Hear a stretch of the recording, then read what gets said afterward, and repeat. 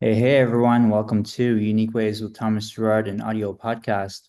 Got a really great guest on today. She's a designer and illustrator specializing in traditional and digital mediums, a graduate of fine arts and design, major in advertising arts at the University of Santo Tomas, Manila.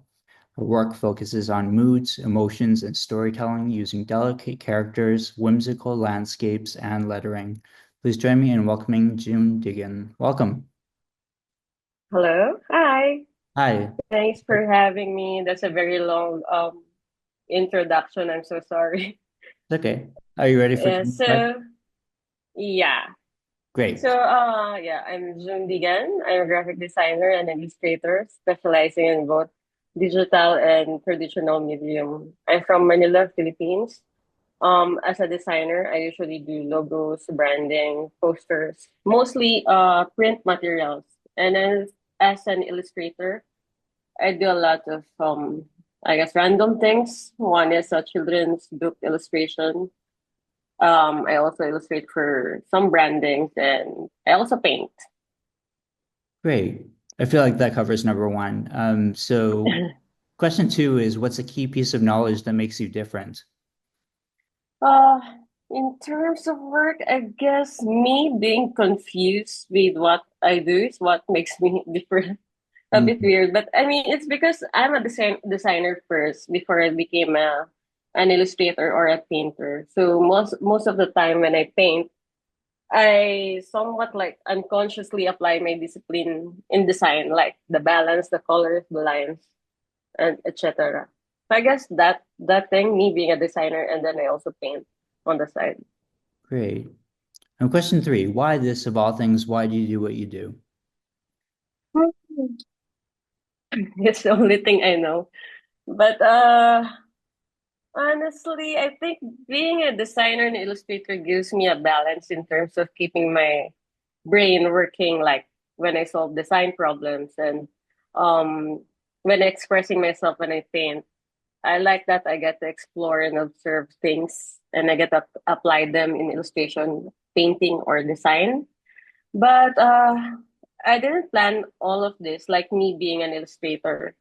I used to think that I'll be a corporate designer all my life, and financially, that is okay as long as I can eat, rest, and travel. But social media came in like 2013 to 2014, and that helped me a lot in turning my life around. Like Instagram came, I got featured, and then suddenly I had this opportunity to be an illustrator. Or at that time, I became a letterer. Mm, I guess in a nutshell, I do what I do because I enjoy doing this, even though it wasn't what I planned long ago. Yeah. great. So some people struggle with number four, but the question is, what does your future look like? Oh, yeah. That's a very hard one. The future is it's uncertain. So, but I wanted to do more of what I do now, like maybe have a bigger studio perhaps so I can do bigger projects. Mm, Because right now I have my studio at home. So I want to have a studio in like a different place. mm, I don't know, but I'm very optimistic about the future. It's just that it's really uncertain. mm. Great. And I feel like that ties into number five, which is Hmm. to this show. And the question is, let's talk about location. How does the notion of place play into what you do? Oh, location in terms of work plays a big role, at least for me, because I live in Manila and I'm very lucky to be able to get some work here because Manila is like the center of business in the Philippines. Mm, But if we're talking about like outside the country, like a world level, it's very hard to be a creative here in the Philippines because opportunities are limited. Most of us just want to thrive and survive.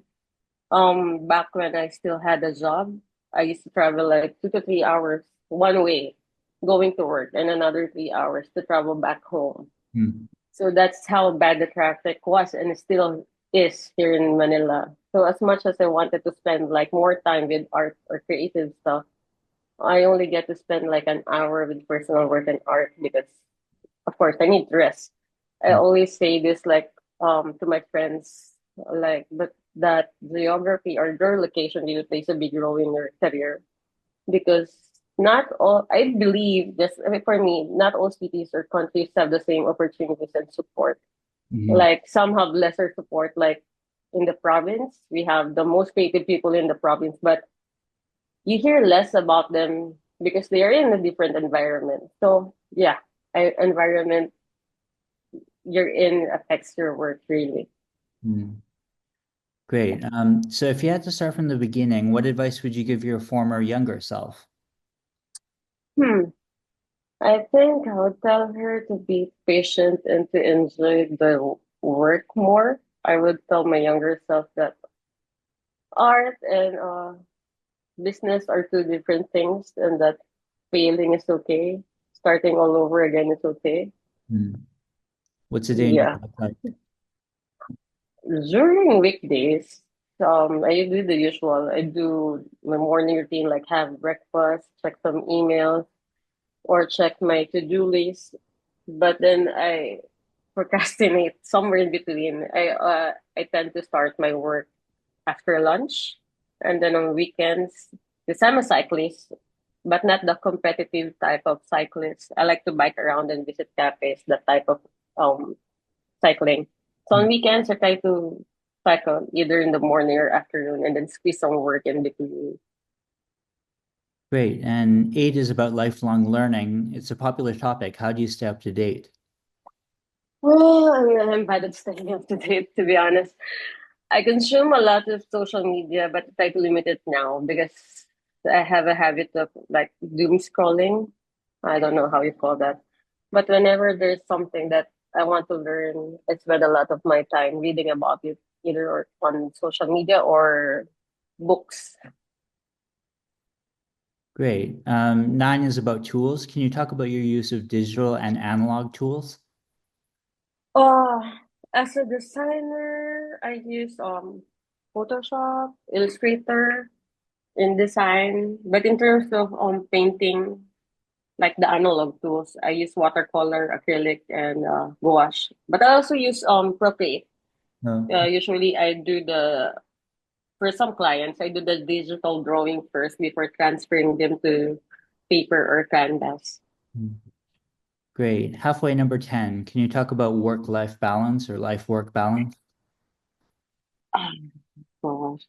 There's a very thin line between work and life when I guess when you're a freelancer. I'm not saying everyone is like that, but most of the freelancers are we have a hard time figuring out work and life balance because when you're a freelancer you work all the time. Like compared to a day job where you have a set time of work. Mm. Freelancing is the complete opposite and it's up to you how or me how you will manage your time. And I'm not really good at it. So I always end up working all the time, even on weekends. But I'm not get I realize lately that I'm not getting any younger. So I try to change that now. Try to squeeze some cycling or just a day of rest in my work week. Mm. And if you Yeah. weren't doing what you do now, what would you be doing?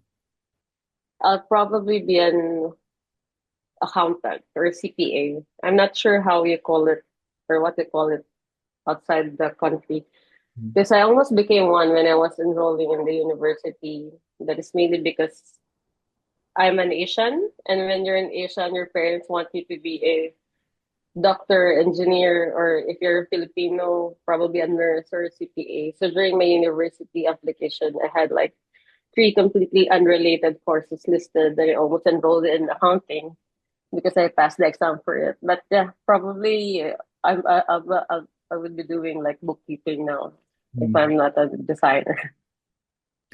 What would you not like to do with your career? Oh, I don't want to get stuck. I Mm. want to learn a lot of things, like explore different styles or design solutions. Yeah, mainly just that. I don't really want to get stuck with just one style or just one thing. Mm. How about a favorite word, quote, or sentence? Hmm. Wait.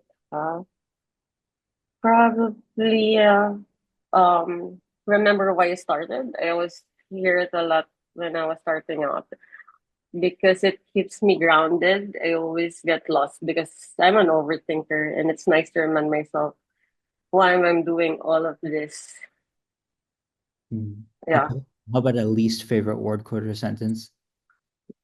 that's controversial. Wait, follow your passion.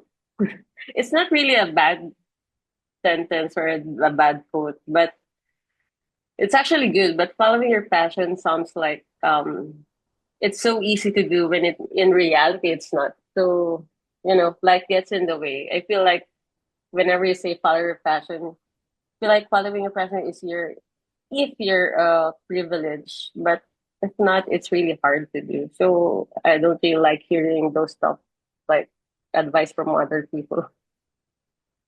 You're choosing one word to describe yourself. What word do you choose? Chill. What keeps you up at night? Aside from the news, I think the bills. Hmm. Uh, Good. seriously, I always think about work because I have more work. I always think if I have more work to cover for all the bills for like next week or next month. So I'm that anxious. So yeah, that's what keeps me up at night. What's a dream you're chasing? Hmm. The dream, I guess, is I just wanted to grow old and still be able to do all these things like design, paint, and cycle. Hmm. Final stretch here. What inspires you? A lot of things, but I'm always inspired after like traveling or after attending creative community events. Those things. Do you have advice you'd like to share? Oh, I guess be patient and kind and keep going. Hmm. And finally, number 20, how can our listeners keep tabs on you and what's our call to action?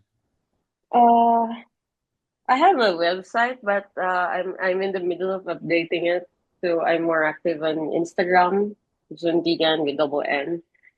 Yeah, so yeah, call to action, keep going, shine bright. Great. Well, thanks so much. Super awesome to connect Manila and Vancouver, an unlikely Yeah. pairing. Yeah, so glad to have you on today. Thanks. Thank you. Thanks for having me. Thanks.